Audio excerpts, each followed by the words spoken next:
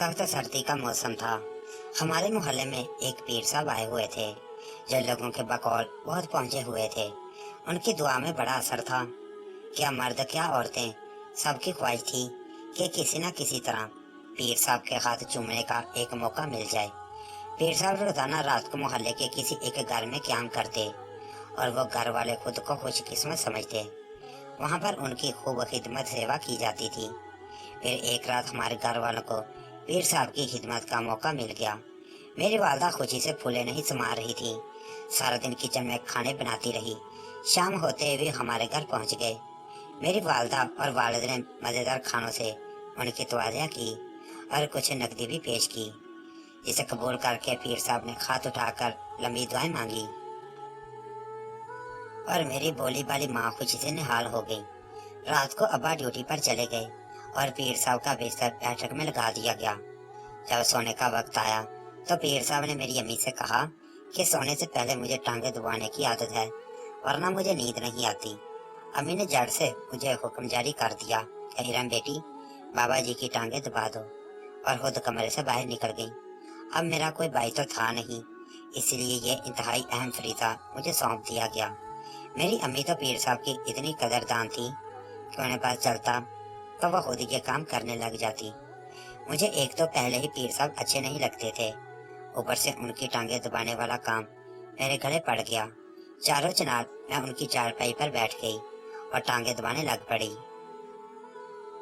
थोड़ी देर बाद पीर साहब ने मेरा हाथ पकड़ा और कहने लगे, तुम्हारे हाथ ठंडे हैं, मैं गर्म कर देता हूँ। फिर मेरे दोनों हाथ पकड़कर दबाने लग पड़े। मुझे बहुत उलझन महसूस होने लगी, लेकिन एक तो वो बड़े खारदिल अजीज थे, दूसरा मैं नासमझ बच्ची थी, इसलिए खामोशी से उनके बिस्तर पर बैठी रही कि वो नाराज ना हो जाएं। फिर उनकी दस्त दराजियां बढ़ती चली गईं। मैं खामोशी से बैठी रही। कोई 1 घंटा वो मेरे जिस्म के साथ छेड़छाड़ करते रहे। जब उनका दिल भर गया तो मुझे कहने लगे, अब जाकर सो जाओ, बाकी कल रात दबाना। यह सुनकर मैं परेशान हो गई कि ये सब कुछ कल भी करना पड़ेगा। मैं खामोशी से जाकर बिस्तर पर लेट गई। मेरे दिल में इस पीर साहब के लिए शदीद नफरत भर गई थी। मुझे उस शख्स का असल चेहरा पता चल गया था जिसको सर आंखों पर बिठाते थे, लेकिन अब मैं चाहकर भी कुछ नहीं कर सकती थी। फिर अगले दिन सारे मोहल्ले में बात फैल गई कि पीर साहब मुसलसल दूसरी रात भी खिदमत का मौका हमारे घर वालों को देना चाहते हैं। मैं समझ गई थी कि पीर साहब की नज़र मुझ पर है। उस रात भी हस्बे तवक्का पीर साहब की टांगे दबाने की जिम्मेदारी मेरी। असल में मेरी माँ मुझे बच्ची समझती थी, लेकिन पीर के लबादे में छुपा वो शख्स मुझे जवान होती लड़की समझता था। उस रात पहले तो वो देर तक मुझसे टांगे दबाता रहा। जब उसने देखा कि मेरी माँ सो गई है तो मुझे कहने लगा, तुम थक गई होगी, थोड़ी देर यहाँ बिस्तर पर लेट जाओ, मैं तुम्हारी टांगे दबा देता हूँ। मैंने इनकार में सर हिला दिया, लेकिन वो कहाँ मानने वाला था। मुझे भेजकर अपने बिस्तर पर डाल लिया और मेरे जिस्म को छूने लगा। मैं समझ गई कि कल तो बच गई थी, आज बचना मुश्किल है।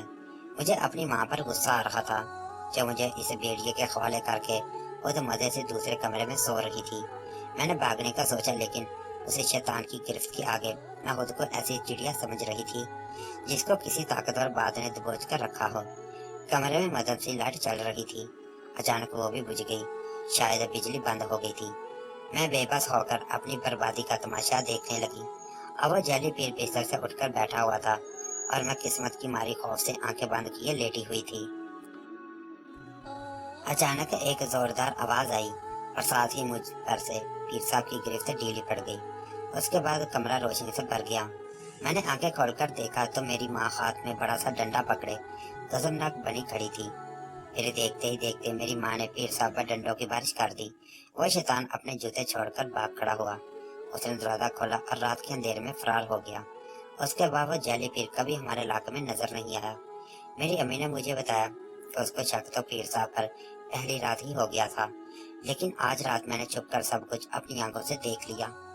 मेरी अम्मी ने खुद ही घर की लाइट बंद की थी ताकि पीर साहब को डंडा पड़ने से पहले समझने का मौका न मिल सके।